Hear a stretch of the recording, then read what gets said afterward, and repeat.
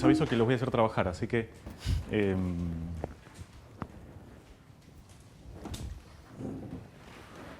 ¿Vieron esta foto que conocemos todos? El sistema solar. Lo tenemos al Sol en el medio, después viene Mercurio, Venus, la Tierra con la lunita, Marte, el cinturón de asteroides perfectamente definido. O sea, genial foto. Las órbitas. Empezamos mal, porque tengo que decirles algo. Esa foto no existe. No existe. Y se los puedo demostrar. Nunca tuvimos una cámara tan lejos. Entonces, y esto está más o menos a la altura de Urano. Así que, de hecho, es mentira. Ahora sí tenemos una cámara bastante lejos, a esa altura más o menos o un poquito más, que es la cámara del Pioneer o el Voyager, que fueron las primeras sondas que tiramos como piedrazos hacia afuera del sistema solar. Y hace más o menos 2-3 años cruzaron el borde del sistema solar, adentrándose en el espacio interestelar. Que tampoco está muy definido cuál es el borde del sistema solar, porque cuál es la órbita de Plutón, ya no es un planeta, pobre. La órbita de Urano es elíptica, bueno, ¿cuál es el borde? ¿De qué lado? Es otro tema de discusión. Entonces, pero esto, nunca tuvimos una cámara tan lejos, entonces, ¿cómo sabemos esto? ¿Cómo armamos este rompecabezas? ¿Y esta qué tal? Un poco mejor. Un poco mejor. Tenemos el Sol, Mercurio. Hay dos temitas. El tamaño del Sol, estaríamos todos cocinados, o sea, estaríamos todos, y todavía tenemos el tema de los alambrecitos, que en realidad no existen los alambrecitos, o sea, los planetas saben por dónde ir y no les hace falta alambres. Entonces, ¿cómo es que sabemos esto? Porque lo sabemos, ¿no? La escuela. Claro. Alguien lo sabe y me lo dijo. Esta está un poco mejor, un poco mejor. ¿Qué tal esta? Esta es bastante mejor. Esto es más o menos como se vería si el Voyager ahora hiciera así y sacara una foto. Más o menos. Intuyo que eso es el Sol, porque es la estrella más cercana. Intuyo que esto podría ser la Tierra, porque es azul. La Luna ni rastros, y los planetas son algunos de estos puntitos. ¿Qué es planeta? ¿Qué es asteroide? ¿Qué estos planetas son asteroide? Todas estas fotos son dibujos, son pinturas. No lo sabemos. Lo sabemos a ciencia cierta, como quien dice, lo sabemos fehacientemente, pero no lo sabemos como mirando una foto. No lo sabemos como yo sé ahora las posiciones de todos ustedes. Sabemos las posiciones y las trayectorias y las velocidades de todos los planetas, pero no como si yo los estuviera mirando a ustedes sabiendo sus posiciones y trayectorias. Entonces, ¿cómo es que sabemos eso? ¿Cómo empezó todo? ¿Esta qué tal? Así empezó todo. Mirando el cielo, de noche. Y dándonos cuenta que de esta millonada de puntitos, todos se mueven juntos, y si el este está por allá, el sur, estoy mirando al sur, todos se mueven juntos y de noche a noche hacen esto. Despacito, todos juntos. No cambian sus distancias relativas. Salvo para un puñado de estos puntitos de luz, que son menos de 10. Y que noche a noche, si uno los mide, el Furcio vale, a través del año, a lo largo del año, vemos que algún puntito se despega del resto, entonces, y empieza a ir para atrás, con respecto a los otros. Y después para adelante de nuevo, y después para atrás, como vagabundeando, digamos, en el cielo. Como los primeros que se dieron cuenta eran muy cancheros, le pusieron un nombre griego, le pusieron planeta, que significa vagabundo. Entonces, pero así empezó todo. Entonces, ¿cómo es que podemos intuir esto, saber esto? No es muy intuitivo. De acá, armarse el rompecabezas del sistema solar. No hay foto posible. Tenemos cámara, ahora tenemos cámara ya. No hay foto posible. Entonces, ¿cómo hicimos? Bueno, mi postura es es que no es que sea mía sola, ¿no? La comparto con otras personas. Pero, por ejemplo, no con el famoso científico y divulgador Carl Sagan. Mi postura es que la mayor parte, la parte más importante del trabajo en ciencias mentales es imaginarse. Es imaginarse. Una cosa que hacemos los humanos. Quizás todavía no sabemos, algunas otras especies también. Y quizás todavía no sabemos, lograrán las máquinas. No sabemos. Tenemos un especialista acá que nos podría decir un rato más tarde. Lo saben. Lo van a lograr. Lo lograron. Claro, sí. Lo lograron. Mi nombre es Robocop.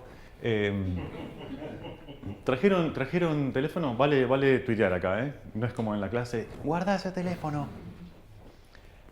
Entonces esto es uno de los aspectos del core, del corazón de la ciencia, que están ausentes en el sentido común. Esa forma de imaginar, de darle forma, valga la redundancia, de darle forma a un montón de datos que son planos, es el cielo de noche. Son planos, yo no sé qué estrella está más lejos que otra. Bueno, sobre los planetas sí, porque hay eclipses. Entonces ahí tengo una tercera dimensión, a veces, muy de vez en cuando, y para algunos de los puntitos. ¿Cómo hago para hacerme esta pintura? En base a esta.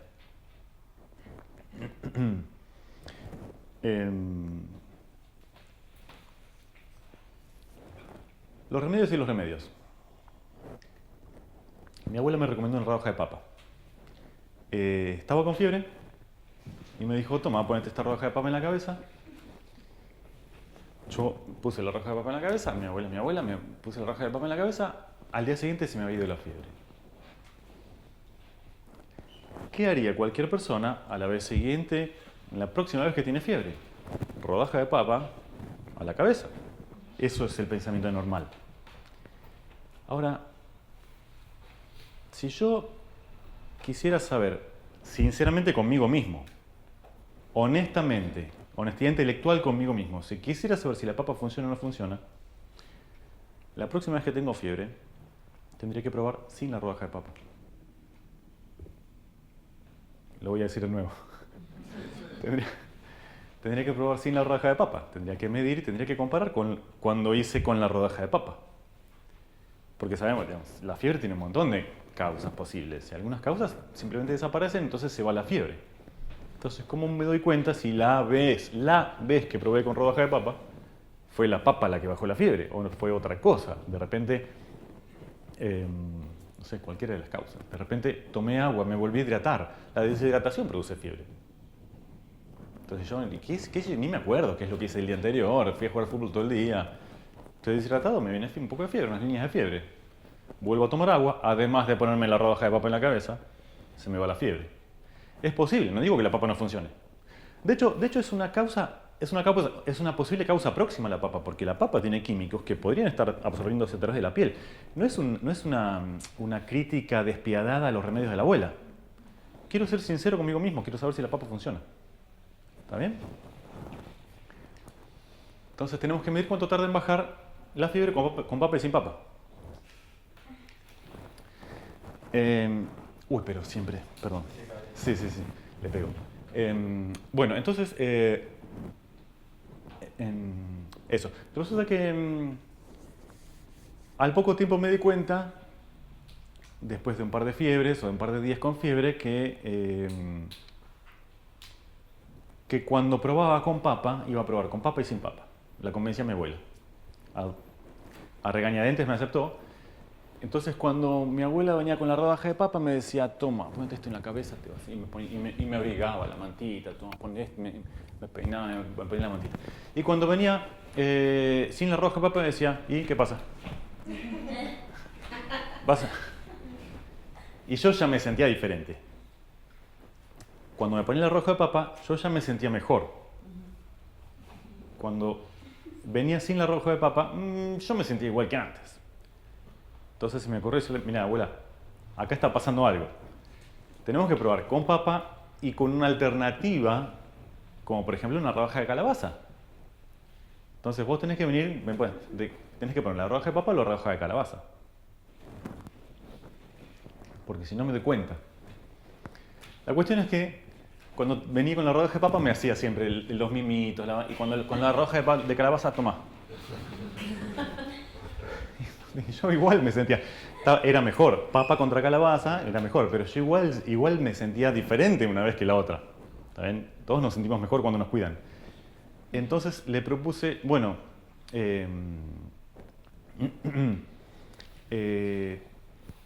tenemos que hacer una cosa, pedirle ayuda a los chicos, a mis hermanos, que corten varias rodajas de papa y varias rodajas de calabaza, que las pongan en la heladera, todas mezcladas, y vos sin mirar vos, sacás una rodaja, venís y me la pones en la frente y sin que mire yo tampoco.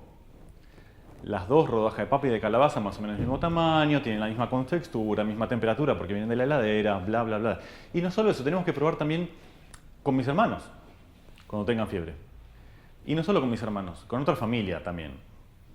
Porque hay cierta chance, es esperable que dentro de una familia la tendencia a la fiebre sea más o menos homogénea, o la falta de predisposición. Predisposición o falta de predisposición. Entonces tenemos que probar con otras familias, otros genes.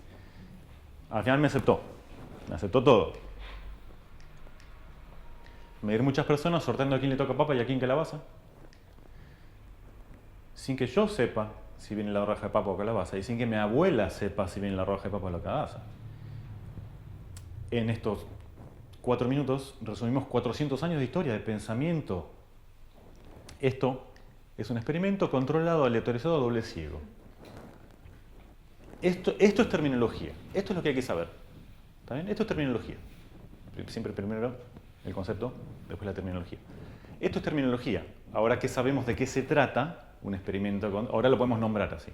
Entonces, esto costó 400 años. Si le ponemos el comienzo en Galileo, por ejemplo, por decir algo, el comienzo de la ciencia como la conocemos ahora.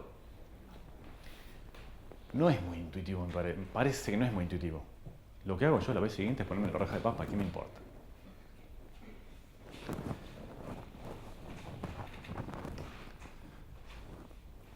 Lo bueno es que se puede formar, está demostrado. Eso seguro. No sé si es intuitivo o no, todavía eso lo podemos dejar a discusión. Si es sentido común afilado o no, pero seguro que se forma. Yo me formé, yo soy científico, yo tuve que aprender esto.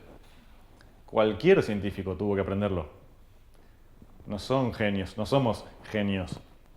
Salvo un puñado de personas pongan Galileo, Newton, Darwin, Einstein y me está sobrando un dedo. Estoy exagerando, ¿no? Pero salvo un puñado de personas que quizás no necesitaron maestros o tutores, como se dice, el resto lo tenemos que aprender junto a alguien que ya sabe hacerlo. No hay mucho secreto. No se trata de iluminarse. Entonces, esto hay que formarlo. Esto aparentemente no es espontáneo. No es espontáneo aparentemente. Carl Sagan dice, tenemos muestras de pensamiento científico inclusive en los cazadores recolectores que van siguiendo huellas por la selva o por el bosque.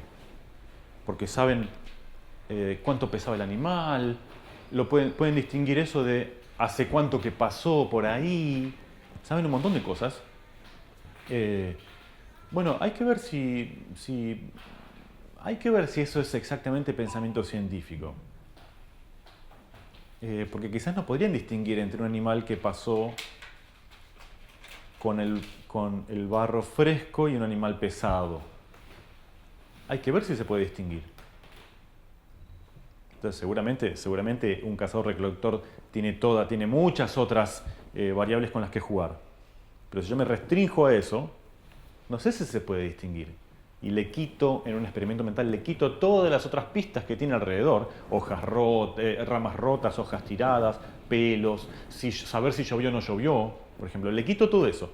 Yo no sé hay que ver si se puede distinguir una huella más profunda porque estaba más blando o porque era un animal más pesado. ¿Se entiende? Eso sería más pensamiento científico. Volviendo a Galileo. Todo empezó con Galileo. Uno de los primeros que puso sus datos para su parte, digamos, su granito de arena, para que hoy veremos el cielo del modo en que lo vemos, fue Galileo, que construyó telescopios, un montón de datos. Entonces Kepler pudo, en base al modelo de Copérnico y los datos de Galileo, pudo mejorar el modelo de Copérnico con el Sol en el medio, le puso órbitas elípticas desde acá. ¿Qué es una órbita elíptica? ¿Alrededor de qué? ¿Alrededor de la Tierra? No.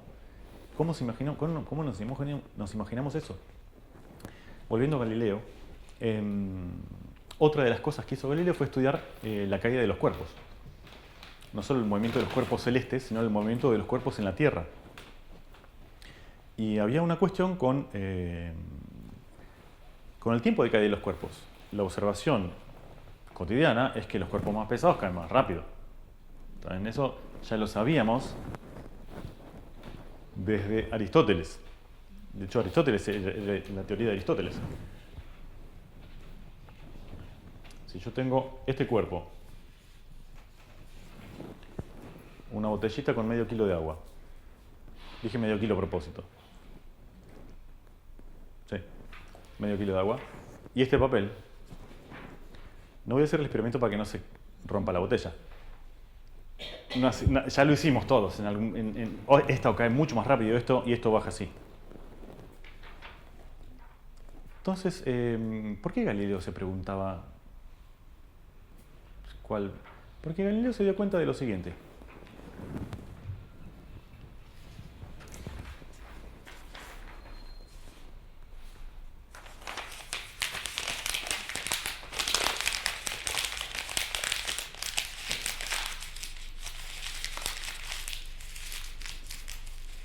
Aristóteles decía que los cuerpos más pesados caen más rápido.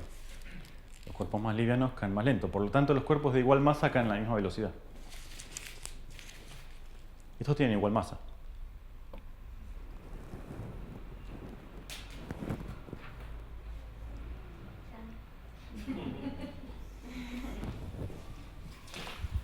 ¿Qué hacemos?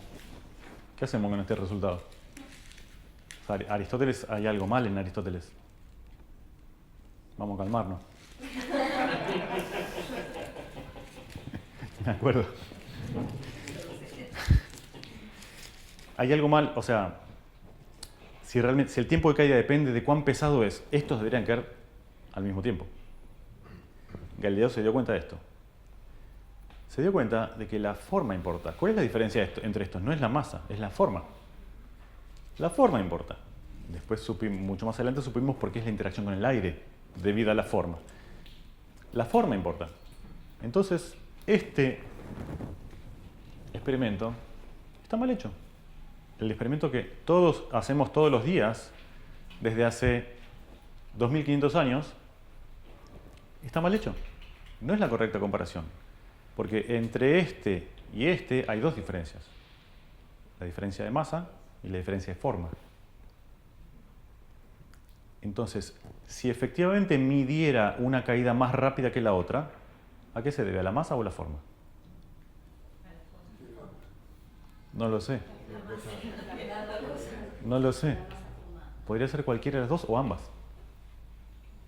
Entonces, es que simplemente está mal hecha la comparación. Galileo se dio cuenta de esto. Galileo propuso esto.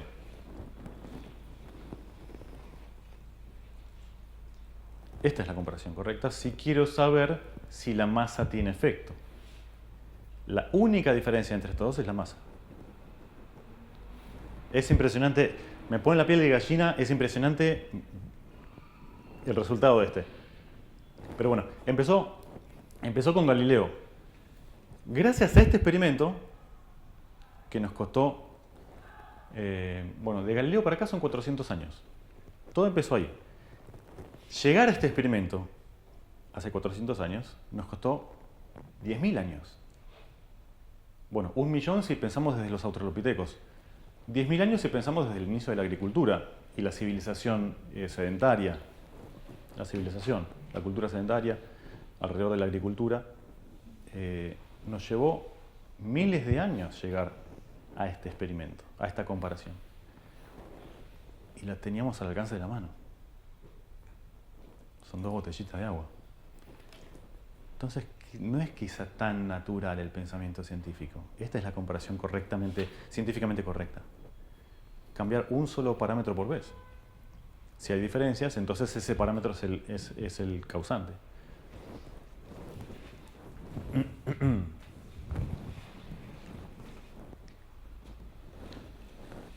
Entonces uno muchas veces va por la vida, obviamente prestando atención al principio de autoridad, seguro.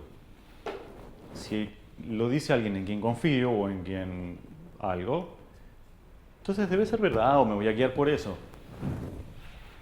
Pero eso no es ciencia. Si la respuesta está en el experimento, eso es ciencia. Y eso es lo raro, eso es lo que empezó con Galileo y que tardamos miles de años en tener. Si la respuesta está en un experimento, eso es ciencia y eso no es intuitivo. No puede ser que de Aristóteles a Galileo, 2000 años, nadie fue a probar. Nadie fue a tirar objetos. Y con la comparación correcta. ¿Está bien?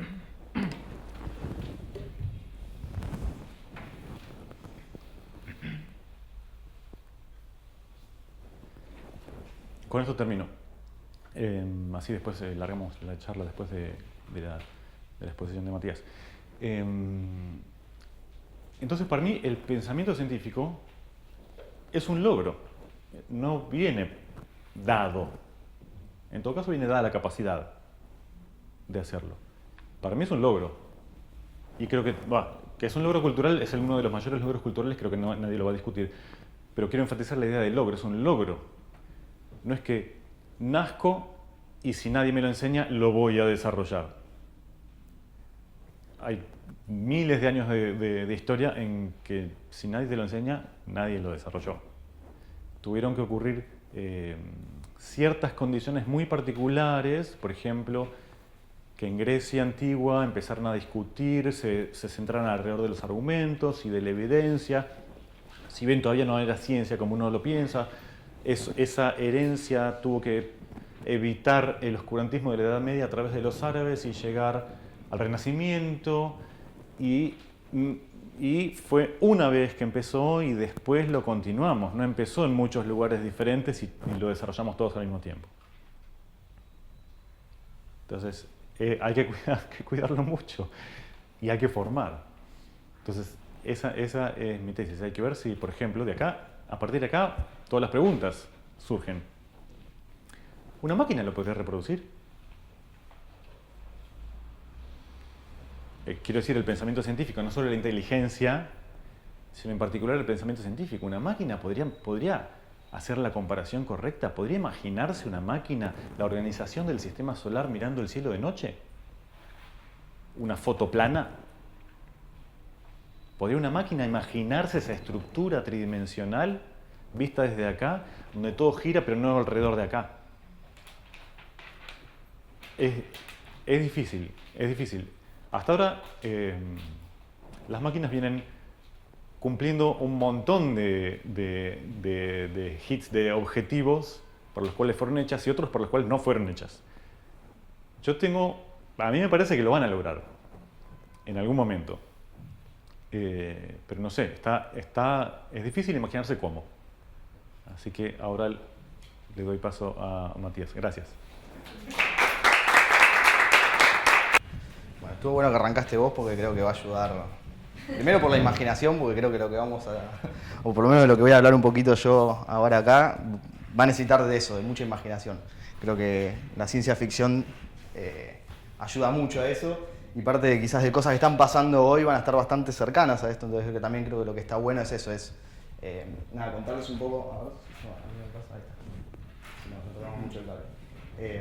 Es eso, es hacer quizás un repaso por cosas que están pasando hoy. Yo tengo la suerte hoy de trabajar en tecnología, entonces la realidad es que estoy un poquito quizás más cerca de ciertas noticias, porque en definitiva terminan siendo eso, estamos hablando acá de avances que superan a veces hasta la capacidad que tenemos nosotros acá en el país para este tipo de investigaciones. Pero, no sé si cabecita, ¿no? Sí. Pero nada, la idea es contarles un poco esto y de nuevo imaginar arriba de esto. Gran parte del texto que estaba en Educando el Cerebro parte de ahí, de animarnos a soñar en base a lo que hoy tenemos acá. Y sí es interesante también que parte de ese pensamiento científico hoy se lo están aplicando a las máquinas para tratar de enseñarle a las máquinas. Entonces digo, creo que tiene bastante que ver y va a estar bueno después para la discusión más adelante.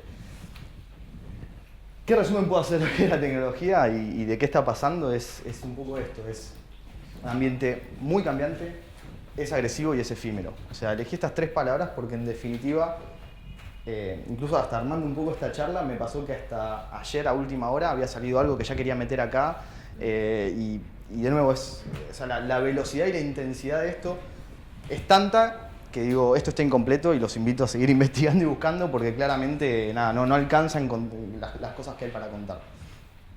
¿Por qué me interesa esto? Porque al margen de que hoy está atravesando y cambiando industrias realmente, digo, creo que es una de las cosas que más está afectando a las industrias, lo que más está haciendo es afectando comportamientos, ¿no? Y acá es donde creo que empieza a entrar y empezamos a encaminarlo en por qué pensé en la educación para este texto. Se acercó Fabri, no sé si todos lo conocen, pero básicamente nada, era, trabajas en tecnología, escribí algo para educación. Uy, wow, ¿qué hacemos? ¿De qué hablamos? O sea, digo, hoy hay muchas tecnologías emergentes, hay muchas cosas dando vueltas y en algún punto fue, bueno, imaginémonos cuál va a ser la que más va a penetrar, digamos, en educación, ¿sí? Entonces, ese es un poco el juego. Y ahí me encontré con, nada, este tweet que me pareció divertido, pero resumía mucho, ¿no? Es, ¿cómo se llama esa app que elimina los errores ortográficos? ¿Sí? Y la respuesta era primaria. Entonces, creo que acá resumía muy cortito, nada, es esta transición que estamos viviendo y este choque generacional, si se quiere, ¿no? Es, bueno, preguntémonos, ¿está bien, está mal tener una app para errores ortográficos? Digo, no sé, si me voy más para atrás es, bueno, ¿qué habrá pasado cuando teníamos la calculadora? Era también, ¿no? Esta máquina infernal, ¿no? Digo, es como, bueno, todo el tiempo replanteándonos. Creo que si no me equivoco, Santi Bilinsky, que es otro, hace a veces, nada, es esta tensión también de, bueno, necesitamos aprender idioma, digo, y entran miles de discusiones y miles digo, pero bueno, me parece que lo interesante es empezar a generar ese caldo de cultivo y creo que hoy los disparadores que van a estar acá es un poco eso, es discutamos, probablemente no tengamos la respuesta nosotros tampoco, ¿sí? Sí, yo me hago algunas preguntas. ¿Es transición hacia dónde? ¿Sí? Que creo que es lo más difícil de contestar. Y creo que lo que más empieza a complicar acá en lo que es tecnología es en manos de quién, ¿sí? Hay un investigador de la Universidad de Berkeley que se llama Jaron Lanier, que es bastante interesante. Es uno de los primeros que escribió de realidad virtual. Bueno, es muy interesante, pero él hace la comparación con el canto de las sirenas, ¿no? De la tecnología. Entonces, un poco hoy lo que nos está pasando mucho es que grandes de las, o sea, hoy sí tenemos que mencionar grandes de la industria de la tecnología, estamos hablando de Facebook, de Google, digo, hay Baidu, digo, de nos vamos a China, digo, está muy concentrado, muy concentrado, y en algún momento había una frase también bastante interesante que era, cuando algo es gratis, el producto sos vos. Y eso es un poco lo que hoy está pasando. O sea, hoy este canto de las sirenas que usan como ejemplo me parece bastante interesante, porque es esto, todo es gratis, todo es gratis, todo es gratis, y todos estamos entrando casi de forma ciega a no sabemos qué. ¿Sí? Entonces, nada, este creo que es uno de los puntos. ¿Saben ellos? ¿Saben ellos? Creo que no. O sea, ese es el gran problema. Es como... a ver, ahora vamos a ver, ¿no? Pero cuando empezás a ver cómo están aprendiendo las máquinas y cuál es la verdadera materia prima para eso, te empezás a entender que la materia prima es justamente todos los datos y todo lo que generamos nosotros. Entonces, ahí es cuando empezás a decir, bueno, realmente estamos entregando mucho. Nos damos para qué, hay cosas muy positivas, otras negativas. Yo abro un poco esta puerta de no sé qué está bien y qué está mal, y no tengo esa respuesta. Entonces también digo, me parece que ahí es donde las discusiones más interesantes empiezan a disparar. Hoy, como en todo, digo, hay dos tendencias, muchos piensan, hay una tendencia bastante grande que habla de la singularidad, no sé si lo escucharon, entra el Ray Kurzweil. Bueno, básicamente lo que dice es, o seguimos nuestro crecimiento lineal o de repente vamos a tener un crecimiento exponencial. Muchos dicen que estamos cerca o estamos a 50 años de eso. Ahora vamos a ver algunas cosas, de nuevo yo no creo tanto en una ni en otra.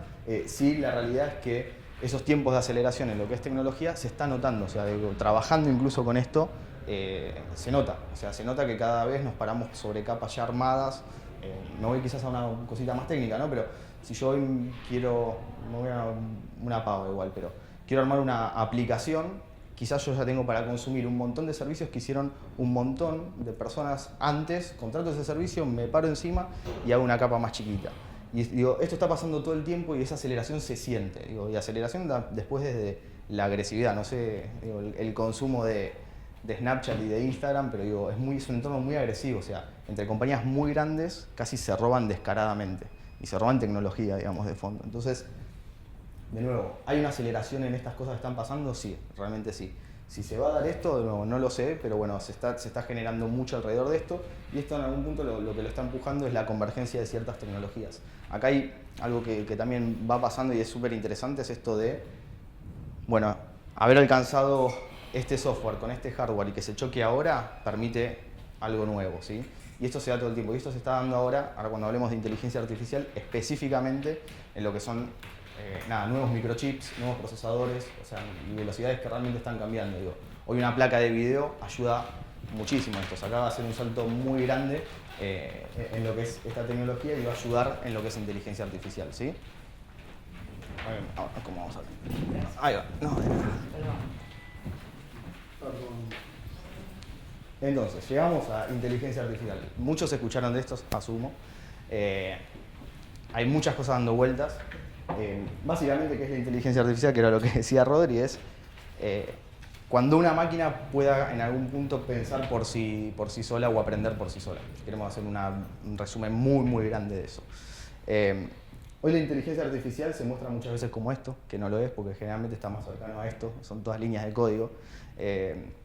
Creo que lo más interesante, y sin irme a algo filosófico, es está el pensamiento científico, pero digo, esta inteligencia, artificial o no, es generada por el ser humano, digamos. Entonces ahí es donde entramos en ese círculo un poco vicioso de, bueno, es nosotros imaginándonos algo que nos supera, algo que nos va a ayudar. Sí es cierto que hoy una máquina tiene un montón de capacidades que nos exceden a nosotros. Digo de nuevo, en el análisis de grandes volúmenes de datos y para encontrar patrones, realmente muestran que son muchísimo mejores que nosotros. Entonces, lo vamos a ver más adelante también, pero es, bueno, cómo empezamos quizás a trabajar en conjunto. Quizás esto de esta superinteligencia realmente suena futurista o va a pasar demasiado tiempo para esto, pero si este laburo en conjunto se puede empezar a dar.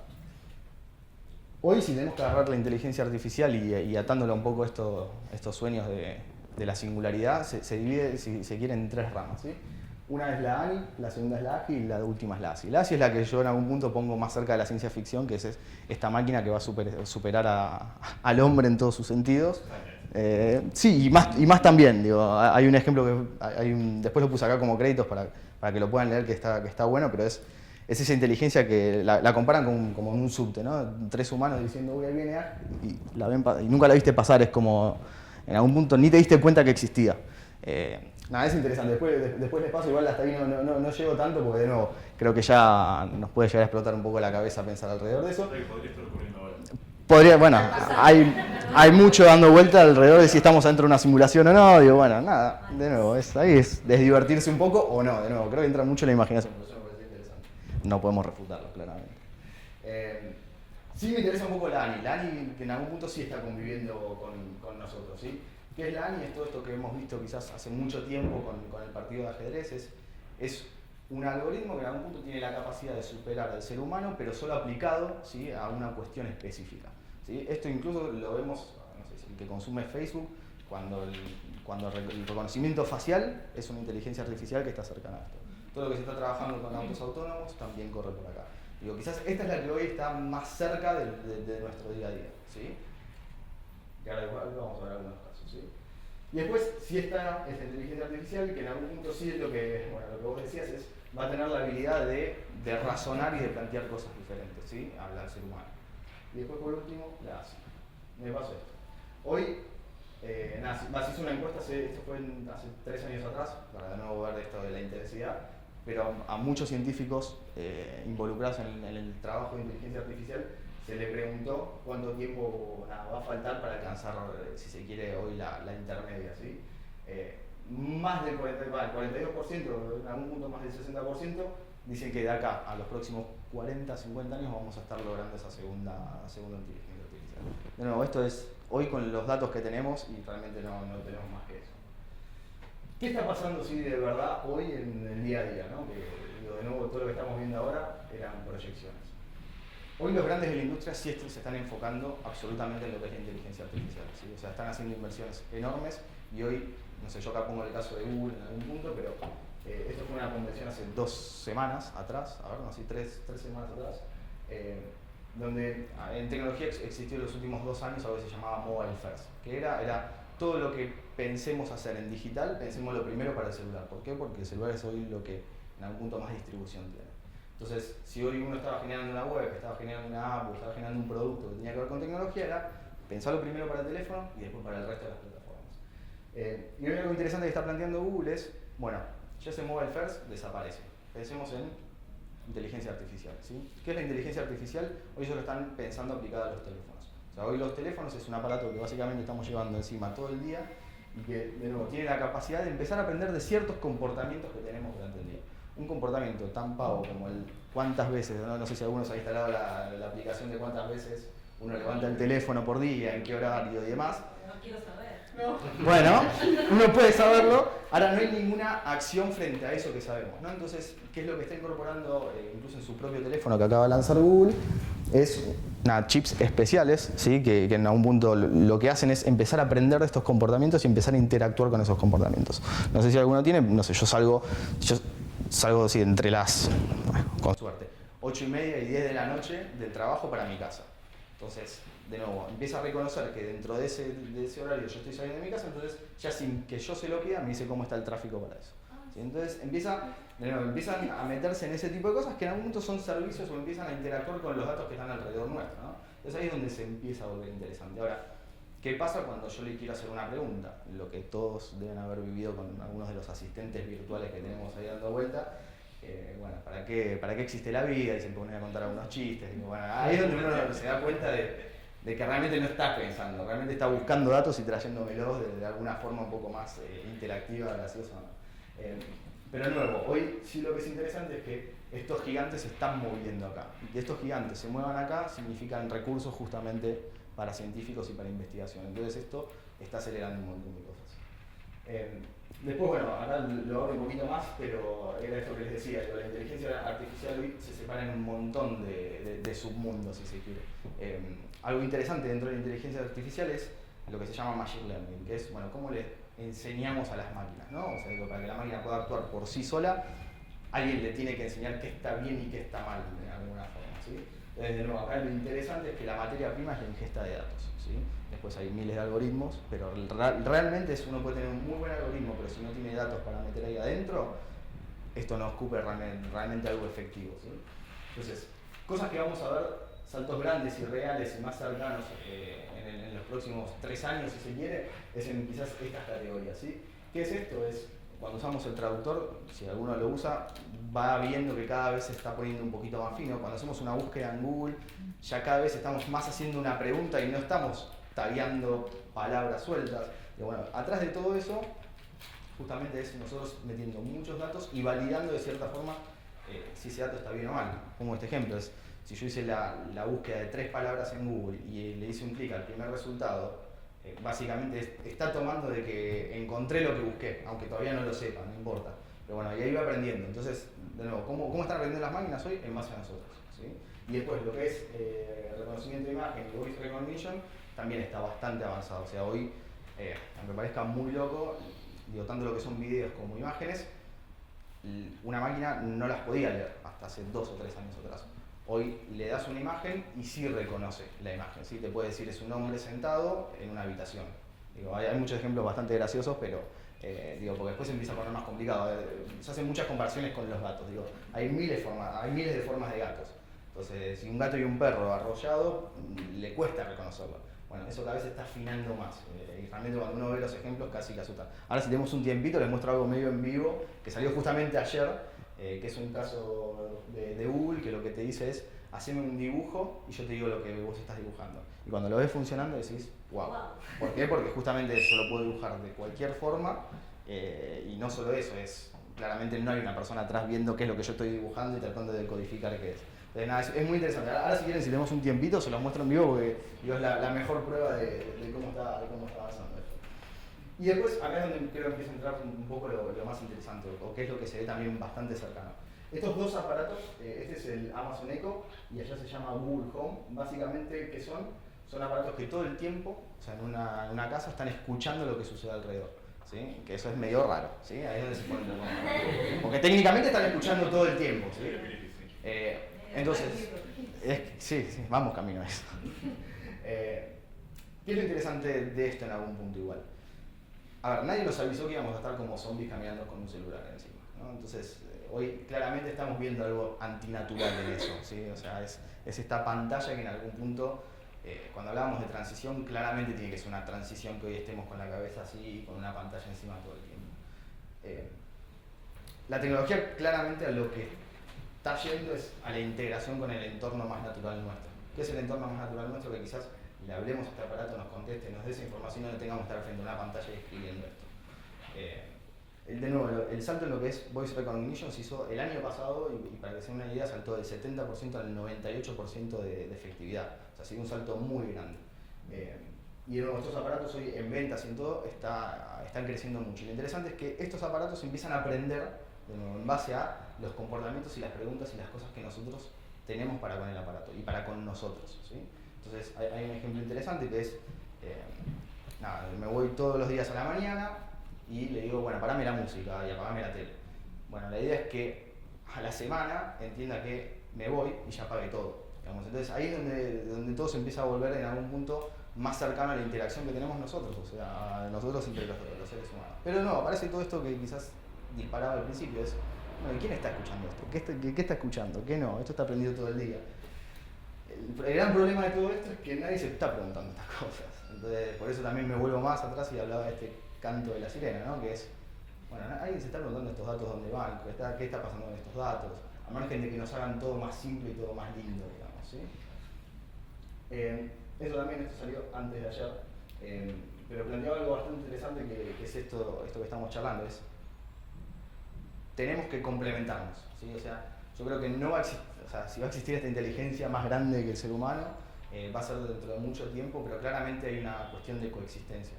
Tenemos que empezar a depositar muchas cosas en las cuales nosotros no somos buenos y viceversa, digamos. O sea, es esto de algo que plantea ella que es bastante interesante, es empezar a cuestionarle cuando la inteligencia artificial empiece a darnos datos, esos datos que nos está dando, ¿no? O sea, es, bueno, ¿por qué llegaste a esta conclusión? ¿O por qué me diste esto? Y empezar a actuar en base a eso y en algún punto no tomar todos estos resultados y estas cuestiones que nos va a empezar a entregar el análisis masivo de datos y un montón de cosas como hechos. Te señalo porque estaba muy relacionado al principio, es, bueno, ¿y esta imagen de dónde salió? ¿Quién la hizo? Digamos, o sea, y acá lo que nos va a pasar es justamente eso, que cada vez vamos a recibir más en un plato servir información y cosas resueltas que de nuevo le tenemos que preguntar a esta inteligencia artificial de dónde lo sacó, cómo lo sacó, por qué llegó ahí. Digo, empezar a cuestionar por encima de eso y no solo empezar a tomar ese dato como válido. Sin ir más lejos, pasó bastante ahora, hay un problema bastante grande con Facebook y con Trump en Estados Unidos por las noticias falsas que circulan, digamos, en Facebook, ¿no? Entonces es esto de estar consumiendo contenido sin siquiera preguntarnos la validez de esto, ¿no? Entonces, de nuevo, todo se empieza a poner bastante difuso, pero todo tiene que ver con esto mismo, digo, es con la generación enorme de datos, con lo que estamos consumiendo de esto, y en algún punto eso cada vez va a estar más automatizado. Entonces, cada vez nos va a parecer tener todo más sencillo y hay que cuestionarse un poco cuánto nos vale tener esto más fácil. ¿Sí, no, por favor? Pero eso implica que todos nosotros estemos cada vez más capacitados. Totalmente. Cosa hoy, acá en la Argentina, en este momento se nos ocurre. Totalmente. Sí, totalmente. No, por eso levanto. Sumamente peligroso. Levanto el positivo y el negativo todo el tiempo porque es eso, es como una balanza donde. Uy, mirá qué bueno esto. Uy, no, pero mirá. Hoy tenés un chico desde la villa que no está con uno, sino que está con 3. Y bueno, para él eso es cierto. Totalmente. No, pero eso está pasando todo el tiempo. De nuevo, creo que acá donde se va a poner quizás un poco más pesado, de cierta forma, es vamos a recibir recomendaciones. Un ejemplo, ¿no? Pero es la inteligencia artificial lo que está yendo es a que le podamos preguntar cuál es la mejor opción de contratación para un servicio. Ahora decime cuál es el mejor seguro que hay dando vuelta. Te vas a usar una tabla comparativa, te la va a entregar. Ok, ¿de dónde sacaste estos datos? Y esa pregunta probablemente no existe. Es, ok, me recomendó este es el mejor para mí.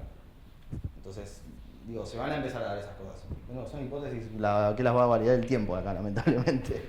Pero bueno, va a empezar a pasar eso. Entonces, básicamente es, ¿a qué se está yendo? A la personalización. Que esto sí es lo que me parece interesante. Y acá es donde, bueno, de educación, ¿cuándo vas a hablar?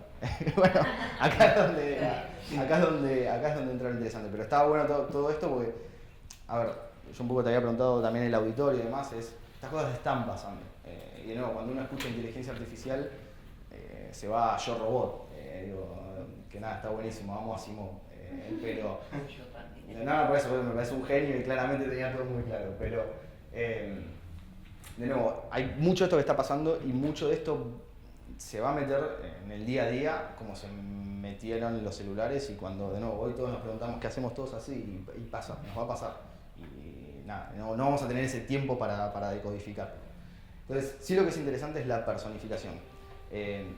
Acá es donde yo un poco lo unía más a la educación y era donde me parecía interesante. Digo, esta cuestión de la era industrial, donde era muy caro quizás que cada uno tenga un tutor para poder aprender, pero todos sabemos de que en algún punto un profesor hoy tiene el gran desafío de impartir en la misma intensidad y dirección a X cantidad de personas un contenido, cuando sabemos que del otro lado absorber eso es completamente diferente la intensidad y la velocidad con la que lo pueden asimilar. Entonces, algo que sí va a empezar a ser interesante es, de nuevo, hoy, sea un chico, sea un grande, no importa, vamos a tener aparatos que van a estar midiendo todo el tiempo intereses nuestros, van a estar midiendo comportamientos, van a estar midiendo un montón de cosas que sería bastante interesante empezar a tener más desde el lado del profesor, empezar a entender cómo quizás el memorizar hoy no es tan sencillo, sino es empezar más a cuestionarse y a resolver problemas. Algo que es muy interesante, más laburando en tecnología, porque me pasó específicamente en ese ambiente, es la resolución de problemas. O sea, hoy gran parte de los startups o de los productos y de las cosas que vemos dando vuelta parten de una premisa bastante interesante, que es: pensemos en resolverle un problema a una persona. De ahí para atrás, ¿sí? Empezás a construir un montón de cosas. Entonces me parece bastante interesante, porque en ese resolver una cuestión empiezan a aparecer aristas por todos lados. Y todas esas aristas uno las empieza a decodificar y a resolver, digamos, de nuevo, con lo que tiene a mano, con lo que sabe y con lo que no sabe.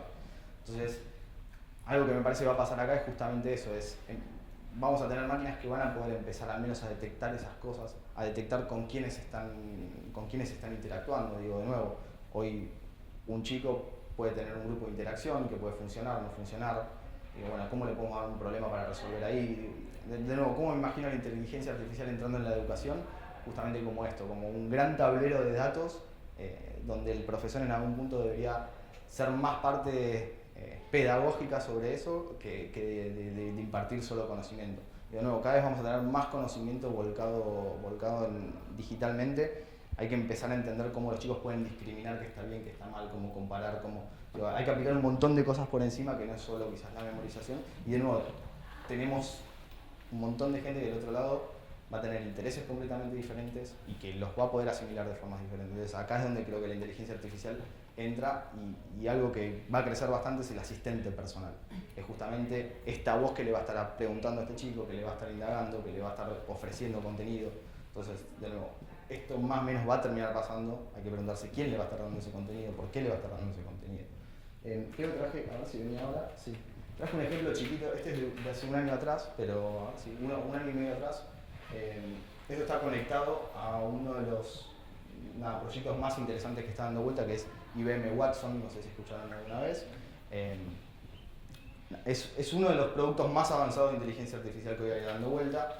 Lo interesante es que ellos lo que ofrecen es poder conectarse a ese supercomputador, si se quiere, y empezar a generar productos o cosas alrededor de esta tecnología, ¿sí? Y acá hay un ejemplo chiquito, pero que es de chicos, y me parece que está bueno que lo veamos para toda esta cantidad de cosas que les dije tome sentido de alguna forma más clara que con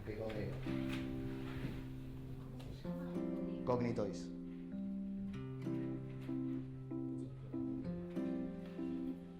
Hi, my name is Lily. Hi, Lily. Nice to meet you. How far is the moon? The moon is about 250,000 miles That's from a Earth lot. on average. What is 2 plus 2? 4. Awesome job, Grayson. What is the speed of light? The speed of light is 186,000 miles per second. Can you count to 6? 1, 2, 3, 4, 5, 6. Super. Tell me a knock-knock joke. Knock, knock. Who's there? Lettuce. Letters who? Lettuce in. It is freezing outside. My favorite color is orange. Okay, I'll try to remember. Your favorite color is orange. See you later, alligator. In a wild crocodile. Tell me a story. How about we make a story together? La voz es media creepy. Pero le podrían haber puesto una voz un poco más linda. Pero, de nuevo, básicamente esto está pasando, esto ya está, esto se puede comprar. De nuevo, cuando esto cada vez sea más integrado, cada vez sea más natural y cada vez sea más genuino de cierta forma, todavía hay una barrera ahí de interacción que se ve, que se nota, que realmente está buenísimo. Digo, tiene una parte bastante positiva. Ahora, de nuevo, ¿cómo van a entrar los profesores ahí? Digo, entonces, bueno, creo que tiene que haber una vista superadora y amplia sobre, bueno, cómo todo eso va funcionando, cómo esa interacción con esto quizás haya que igual guiarla para cierto lugar. De nuevo, no hay respuestas. Yo acá la única que puse es un ejemplo de Los Simpsons. No sé si alguno vio este capítulo, pero digo, está en la mano, es el pie de mono, ¿no? Es un cuento de terror interesante, pero si quieren pensemos en la lámpara de Aladino. Digo, creo que la inteligencia artificial va a estar bastante cercana a eso. En algún punto es, uy, mirá, sale el genio y nos da algo. Digo, quizás ese objetivo que nos dé tiene algo muy negativo por atrás. Digo, hoy es lo que más está en boga, justamente es eso, es que esa completa objetividad te termine teniendo resultados también negativos. Acá justo hay un ejemplo de nuevo, es, no sé, quizás sí, quiero ser el más rico del planeta. Y sí, lo puedes lograr a costa de que se te muera un familiar. Digo, bueno, entonces ahí hay un problema, digo, y ahí es donde empiezan a entrar todas estas cuestiones de, bueno, vamos a tener que tomarlo con responsabilidad. Hoy, nada, hay muchos científicos que realmente están preocupados por esto, vos sabrás, digo, un poco más que yo, pero están preocupados. O sea, es como hay una preocupación ahí alrededor de no saber qué es lo que estamos haciendo. Lo estamos haciendo nosotros, de nuevo, y no deja de ser herramientas que el ser humano hoy tiene la capacidad de usarlas para el bien, para el mal y para todo lo que conocemos. Ahí están los créditos, recomiendo sobre todo las primeras dos. Es un poquito más técnico, pero nada, es bastante interesante y está muy bien explicado. No sé qué va a pasar. Ese sería el resumen. Sí que va a haber cosas muy interesantes, pero a la vez tenemos, me parece, que estar muy atentos a cómo nos cuidamos, básicamente. Porque puede pasar cualquier cosa. Muchas gracias. A ustedes. ¿Alguien? Yo tengo un comentario. Justo cuando empezaste, que mostrabas lo del sistema solar, en la escuela donde trabajo, la maestra estaba dando un sistema solar, entonces voy a buscar y pongo la NASA Kids, y aparecen unas fotografías geniales, cada uno de los planetas. Y cuando vos decís esto, y los chicos re entusiasmados, tomando nota de la información para aprender, para registrar, para contar, digo, y ahora, en serio, eso que vieron... No, bueno, ojo, sí, hay fotos y son reales. Pero es mucho más fácil sacarle una foto muy detallada de un planeta que a todo el sistema solar es imposible, porque no se ve nada. Pero entonces, de hecho digo, aparece, cuando vos vas, sí, aparece esa foto, ¿no? Que todos hemos visto en sí, algún momento del sistema solar, con los alambrecititos, como decía Ron, ¿no? Y aparece. Sí, aparece sí. Y Y bueno, uno quizá... dice, bueno, la NASA Kids, qué sé yo. No, es que está, yo creo, mi punto de vista es que está perfecto que aparezca. Ahora, si a continuación le pones la duda, quizás es mejor todavía que solo la foto. La foto es impresionante, o sea, decía Feynman, un físico Nobel, ¿quiénes son los poetas que pueden hablar de Júpiter como si fuera un dios y no como si fuera una gigante esfera que rota de metano y amoníaco? O sea, en el sentido de que la física de eso te pone la piel de gallina, si tratas de entenderla. O sea, entonces, y también hablaba sobre la belleza de una flor. Yo tengo una flor en la mano, yo soy científico, tengo una flor en la mano y sigo apreciando su belleza. O sea, los pétalos, el color, la textura, el perfume, todo. Puedo pensar en poemas sobre la flor, que a lo largo de la historia los mejores le han escrito. Puedo disfrutarlos, sigo disfrutándolos aún siendo científico. Además, puedo pensar en la biología molecular de la flor. Además de todo eso, no me lo quita. Además de todo eso, me puede poner la piel de gallina por la biología molecular de la flor, que es prácticamente infinita. Todos los mecanismos celulares y moleculares de la flor, por decir algo. Y la flor sigue estando ahí tan bella para mí, como antes. Entonces para mí es ganar, es abrir una ventana al universo. Entonces yo les diría que hay fotos que no existen.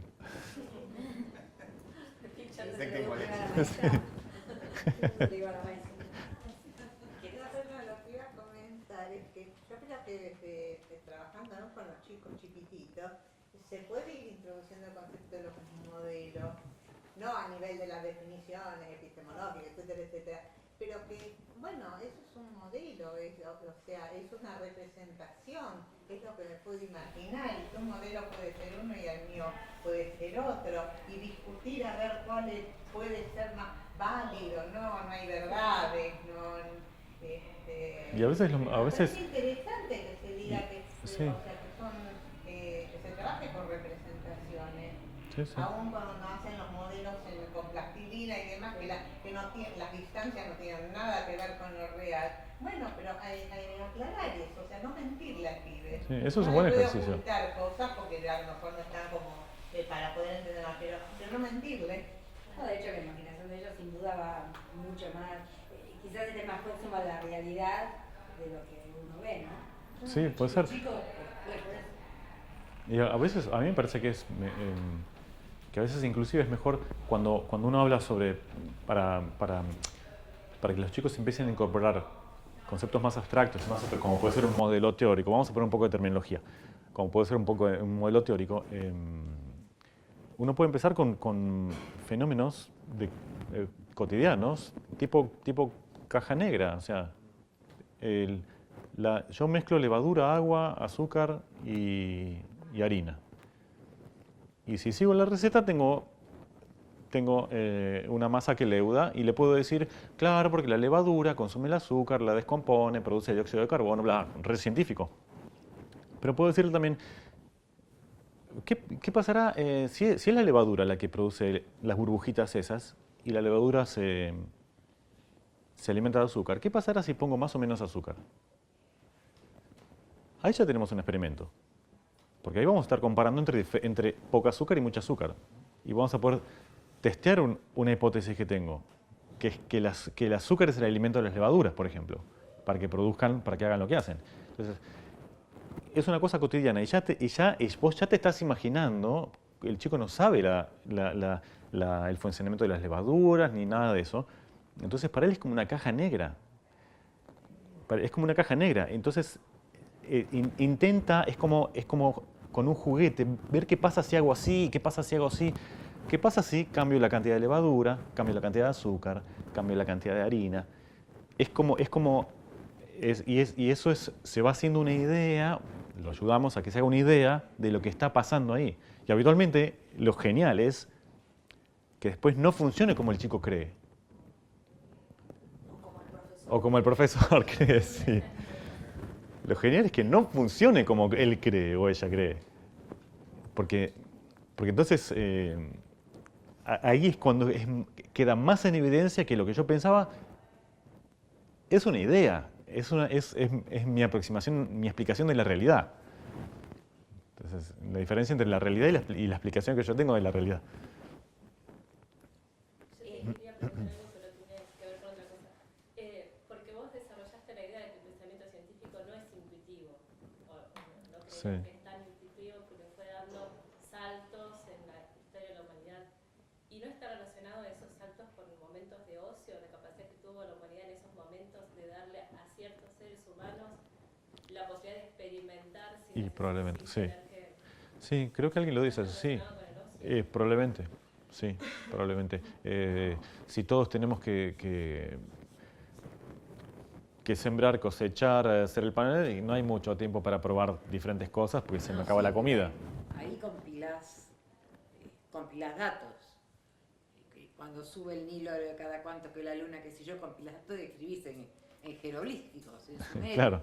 como también, y eso usó Kepler, en fin, todo. No, es que cuando vos solucionás tu realidad inmediata, vos pones la papa, siguiendo el ejemplo que usó él, y funcionó una vez, y entonces lo vas a seguir usando, pero- y hasta que te pasan varias veces que no funciona, usarás otra cosa, pero tenés que tener la suficiente cantidad de tiempo como para decir, Claro. me fijo la papa, me fijo, y a Claro. veces la Sí. humanidad, solucionando sus problemas cotidianos, no tuvo ese ocio, entonces Claro. a veces, Sí, es cierto. por ahí, pienso yo, porque la verdad que esta idea de que no es intuitivo me sorprendió bastante, pienso yo que capaz que hay algo de intuitivo, pero necesita una situación de, por ahí lo que no es intuitivo es tener todo el tiempo del mundo para experimentar. por No, todos pero lados. hoy día se disponen de sensores y pilas de cosas que la data la coleccionás enseguida.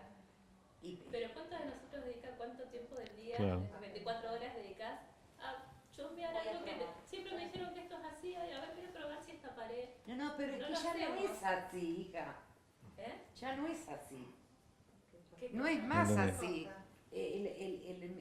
El aprendizaje del método científico, sea un chiquito de 3 años, 4 años, 5 años, 15 años, en el momento que lo empezás a evaluar, yo creo que ya no es así. No te entendí. Arte pinto. Pero bueno. ¿Qué Jardín de no es infantes. así? Es lo que no El entiendo. tener todo el tiempo del mundo, sí lo tenés. Sí lo tenés. Porque hoy tenés instrumentos como estos que te mostró, estos chicos y otros más, que te captan todos los datos que necesitas. Pero tenés que saber qué datos buscar. Claro. Bueno, te tenés que hacer una hipótesis. Pero si sos chiquito, como hace él con la levadura, y en el jardín se hace, muy bien se hace. Después es envolvente la cosa. Bueno, igual lo que ella estaba marcando, y creo que coincido, es que hay algunos momentos de saltos cualitativos, quizás en el desarrollo del pensamiento científico de la humanidad, que requirieron de personas que tuvieron su espacio de Sí. Que coincidieron con quizás sociedades y momentos históricos que permitieron a esa cultura que Dar una ese parte de su Sí. población se dedicara a Sí, sí. mirar, a buscar, a encontrar, a Sí, y a veces que- trabajando de eso, y a veces no. Según- pasa sí. en esta sociedad, porque en esta sociedad experimenta y busca, como explicaba él, en cosas que a futuro puedan generar algún Bueno, recurso a- monetario. Cecilia Calcucci. Cecilia. A mí me pagan por eso. Yo pensaba- A mí me pagan por... Yo soy científico profesional. Me pagan por jugar. Si te pagan, no piensa que eso después te va a volver, capaz que no te va a pagar para experimentar sobre esto. O si piensa que es muy caro el costo-beneficio, no te va a pagar para que Yo creo que está más en los recursos que en el tiempo de Entonces, Dios. tal vez necesitamos de ese tiempo. Sí. Y de los recursos. Por ahí, Tiempo de ¿sabes por qué digo juego, que tiempo de nunca Cecilia? Porque a lo experimentación. mejor asociando con un poco lo que decía Matías acerca de cómo evoluciona, cómo se enfoca el desarrollo de la inteligencia artificial, pareciera que resolviendo problemas, y fíjense que una de las búsquedas más clásicas de los buscadores es cómo hago para. Después, Sí. después el para es súper variado, pero es cierto, buscamos resolver problemas, y coincido con lo que decís en el sentido de que ahora tenemos más datos, más sensores, pero son dos verdades, ¿sí? Lo que vos decís es cierto, lo que vos decís también. Pero es que podés replicar la experiencia Sí. con los Y sensores. también coincido con... Físicamente, Me parece hacerlo. interesante lo que señaló Rodrigo, un poco rápido pasó, pero me parece interesante para la educación en el sentido de primero hacemos las cosas y después le ponemos nombre. Después decimos, esto es un experimento arreglado, etcétera, etcétera. En la educación en general hacemos al revés. Primero les enseñamos, esto es un método científico, paso 1 tal cosa, paso 2 tal... Y nuestros chicos, nuestros jóvenes, la verdad les importa un bledo, como se lo aprenden de memoria. Dicen, sí, paso 1 tengo que ver los datos, paso 2... Es que cuando yo lo escuchaba decía, qué interesante he sido que en cuarto grado, porque no te olvidas más de la papa y la calabaza, no se olvida de la papa y la calabaza. Y Bueno, y lo que te preguntan son primer paso, segundo paso, tercer paso. Eso que en el examen es eso también. Y también te iba a preguntar, Rodrigo, por ahí pueden asociar entre los dos, en el sentido de, bueno, estamos hablando de educación y educadores. ¿Qué tanto vos pensás que los educadores estamos flexibles para sentirnos con libertad de experimentar científicamente, pero además Es re saber difícil. lo que quiero? Yo siempre les cuento a mis compañeros, son unas maestras de jardín, que con los nenes estaban experimentando un tema de la flotación, decía, ¿ustedes qué piensan? ¿Que los pesados se hunden? Sí, y lo liviano flota. A ver, vamos a probar. Corcho, palitos, terminan y dice, bueno, y entonces los nenes dicen, los pesados se hunden. La maestra dice, muy bien. Fin de la Todos a casa. clase. Claro. Claro. Entonces, Es muy ahí- difícil, es muy difícil. El trabajo del docente es difícil, yo hablo como docente también. Por un lado uno tiene que lidiar con la cuestión áulica cotidiana, el papeleo, la disciplina en el sentido de, no los contenidos, sino el orden del aula, la educación en general de los chicos, y entonces eso deja poco margen para jugar, ya para empezar. Por otro lado, como si eso fuera poco, las trabas cognitivas de un docente ya formado, o sea, cambiar las prácticas de toda una vida, inclusive no hace falta que sea un docente de 50 años de experiencia, un docente apenas salido del profesorado.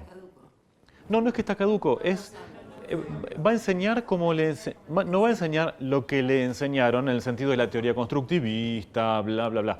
Va a enseñar cómo le enseñaron.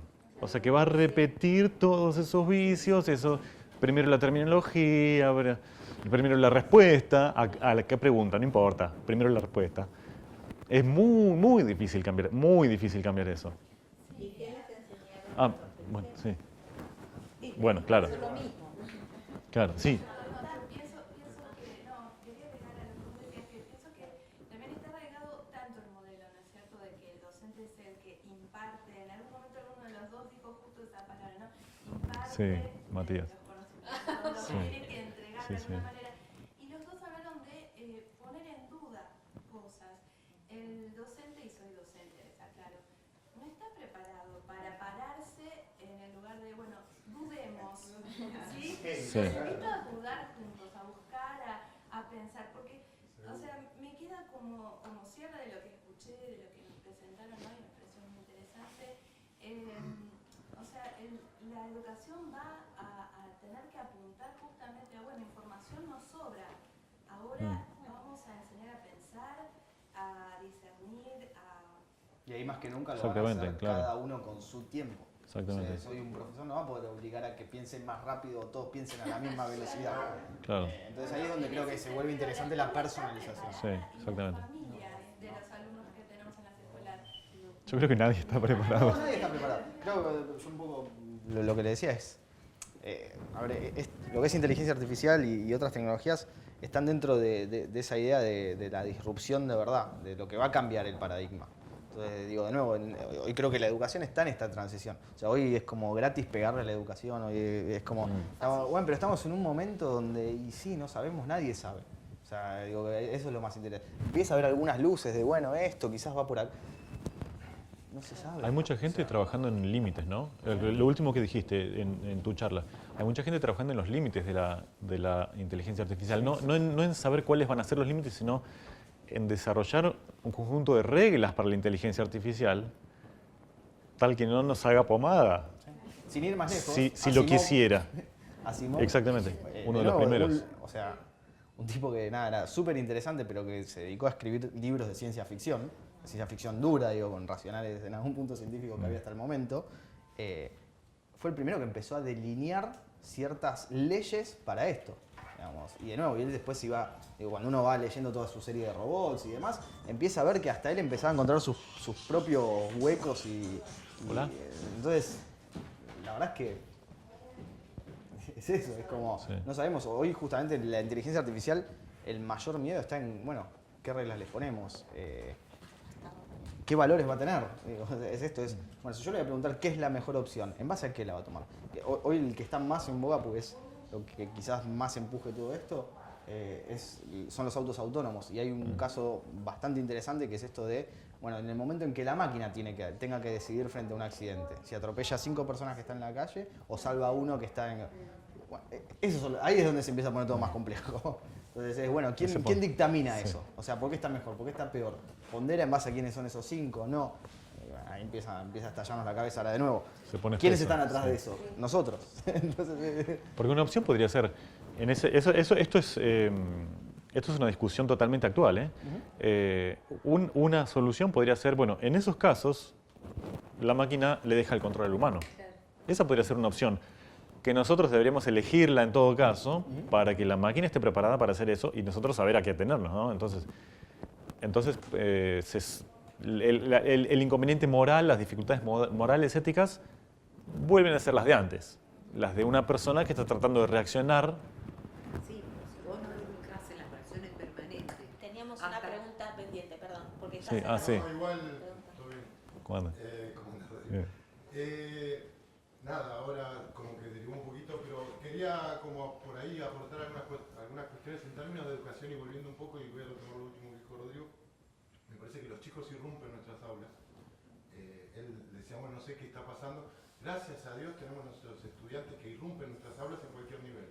En primaria, en nivel medio, en secundaria, en terciario. Hay un montón de equipos y de docentes que están tratando de pensar nuevas alternativas a partir de, no decir, tiremos una bomba a la escuela, no sé, o la escuela, o hay que pegarle a la escuela. No sé quién dijo No, eso. digo, creo que está de moda, como, no, la educación no sirve, hay que cambiar. Pegarle, sí. Pero nadie tiene la respuesta. Claro. Como... Me parece que hay un montón de cuestiones muy interesantes que están pasando y que por suerte nos traccionan nuestros estudiantes. Y están en este momento surgiendo cuestiones como pensar en trayectorias, pensar en un montón de palabritas que nos empezamos a charlar los educadores, de pensar nuevas propuestas que puedan captar y, por ejemplo, hacer ciencia, ¿no? El trabajo de hacer ciencia, de partir a partir de una pregunta, de resolver problemas, decías vos, en matemática de vuelta volvimos en las lógicas de resolver problemas, en naturales, digo, hay cosas que están pasando, es re difícil.